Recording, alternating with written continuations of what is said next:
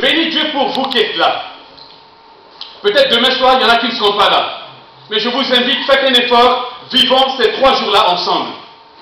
Demain soir, il y en a qui vont s'ajouter à nous. Mon frère, persévère jusqu'au bout. Même si demain soir, tu n'es pas avec nous, sois d'esprit avec nous. Connecte-toi à nous. Et reçois ces messages-là. Hein, il y a les CD qui sont mises là-bas, donc vous pouvez donc chercher et écouter pour compléter ce que nous allons voir ensemble. Alléluia. Alléluia. Nous allons donc prendre, bien aimé, c'est un sujet sur bénédiction et malédiction et comment briser les malédictions. D'abord, très brièvement, la bénédiction, c'est un droit que le Seigneur nous a donné. L'apôtre Pierre dit, eh bien, vous avez été appelés à la bénédiction. Jésus-Christ ne m'a pas appelé à la malédiction. Jésus-Christ ne m'a pas appelé à souffrir, à traîner des malédictions encore toute ma vie. Sinon, il aurait raté sa mission. Vous comprenez, bien aimé? Si, depuis que j'ai reçu Jésus dans ma vie, je n'ai jamais vécu un temps de vraie joie. Dites avec moi joie. Un temps de vraie joie. Si, depuis que j'ai connu Jésus, c'est comme si je n'arrive pas à avancer avec lui. Il se pourrait qu'il y ait quelque chose. C'est un droit que Dieu m'a donné. Il m'a appelé à la bénédiction. Et la bénédiction, je vais travailler étroitement avec mes bien-aimés, avec Pablo. Pablo, tu me suis? Voilà, merci. Je vais travailler avec Pablo, donc j'ai préparé pour faciliter, pour me permettre d'aller rapidement, sinon je risque de vous prendre toute la soirée. J'ai quelques PowerPoint que j'ai préparés, comme ça vous suivez avec moi. Pablo, tu peux démarrer s'il te plaît. Voyez-vous bien aimé, nous sommes là. Toi et moi, je suis là. D'accord? Toi et moi, nous sommes une partie d'un arbre, on appelle ça l'arbre généalogique. Pablo, s'il te plaît. On appelle ça l'arbre généalogique. Ça, c'est mon arbre généalogique. Tu peux cliquer? Voilà. Donc, voyez-vous, j'ai papa, j'ai maman, j'ai mes grands-parents, j'ai mes arrière-grands-parents. Je me suis arrêté là parce que sinon, après, c'est un peu difficile de continuer. Voilà. Et donc, bien aimé,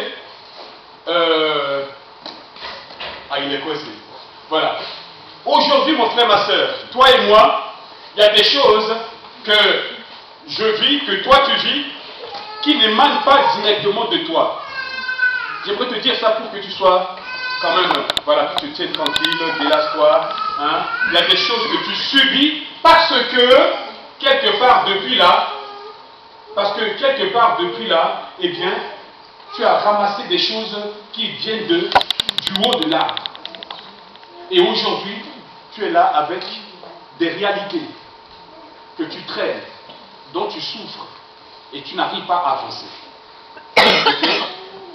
Et aujourd'hui, je remercie le Seigneur de ce que, quand même, le Saint-Esprit a ouvert les yeux des serviteurs de Dieu pour que l'évangile de Jésus-Christ, le message de Jésus-Christ, soit vu dans toute sa plénitude, dans sa totalité. Et quand je viens à la foi,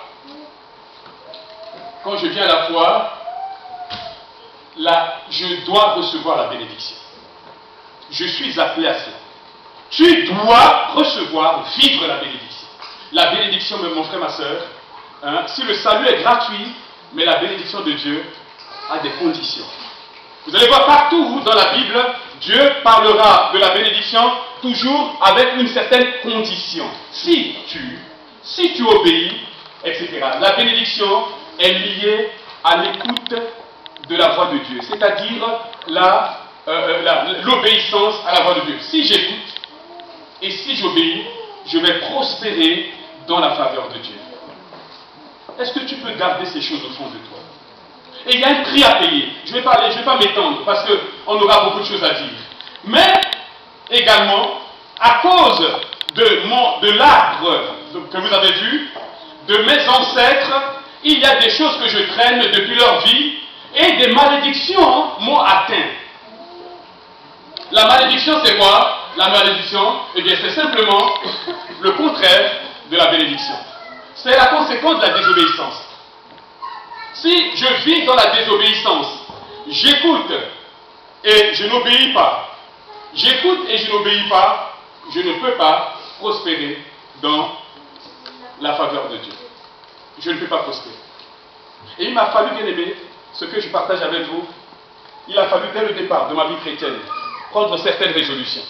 Et vous êtes là ce soir, je crois que vous aimez le Seigneur, vous aimez Jésus-Christ, et vous êtes prêts certainement à payer le prix. Vous savez, j'avais 22 ans, et je crois qu'il y a beaucoup de jeunes ici. Tu ne sais pas ce que demain te réserve. Tu ne sais peut-être pas encore quel est réellement le plan de Dieu pour ta vie. Et si j'avais ce jeune homme de 22 ans, si j'avais accepté de vivre dans des compromis, peut-être aujourd'hui j'aurais raté ma destinée véritable. Ma destinée, c'est ce que je suis en train de faire. C'est apporter son message. C'est parler de lui. D'accord, bien aimé? Et donc nous allons voir très rapidement ces signes-là. Tu laisses là comme ça, la tableau. Donc je reviens encore dessus, bien aimé. Toi et moi, nous sommes faits, nous avons été sauvés pour vivre la bénédiction. Rapidement, bien aimé, il y a un pouvoir terrible sur nous provenant des paroles de notre bouche. Je survole très rapidement. Ce que tu dis, tu crées quelque chose. Tu crées ton environnement spirituel, ton environnement matériel, moral, physique par ta bouche. Tu crées quelque chose. Si tu ne fais pas attention, eh bien toi-même, mon frère, ma soeur, tu es en train de te conditionner, dire de mauvaises choses continuellement sur toi, tu crées l'ambiance pour que tu vives ces choses-là. La foi agit dans les deux sens. Dans le sens positif, où tu vis des miracles de Dieu. Ta vie est changée. Tu es joyeux, tu es en bonne santé. Mais la foi également agit négativement quand tu rumines, tu ressasses toujours des choses négatives. Toujours des choses négatives. À un moment donné, eh bien, tu vas vivre malheureusement cela. Les malédictions et les bénédictions nous viennent par les paroles. Et s'il vous plaît, gardez bien ce verset-là. Ce verset m'a beaucoup aidé. Et chaque fois, je m'efforce à me rappeler ce verset-là. La mort et la vie sont au pouvoir de la langue. La mort et la vie sont au pouvoir de ta langue, de ma langue. Celui qui aime sa langue, il mangera le fruit de sa langue. Si ma langue est en bonne santé, je vais manger de bons fruits et je serai en bonne santé. Si ma langue est mauvaise, en mauvaise santé, eh bien je vais en manger le fruit, c'est-à-dire je serai en mauvaise santé. Il y a des gens, ils ne peuvent pas s'empêcher, voilà, de tout le temps, de bouder, d'être toujours en mauvais. Voilà, c'est leur ambiance. Et ça, il y a des racines, mes amis. Et nous allons toucher ces racines-là pendant ces quelques jours. Travaille, ne néglige pas les paroles qui sortent de ta bouche.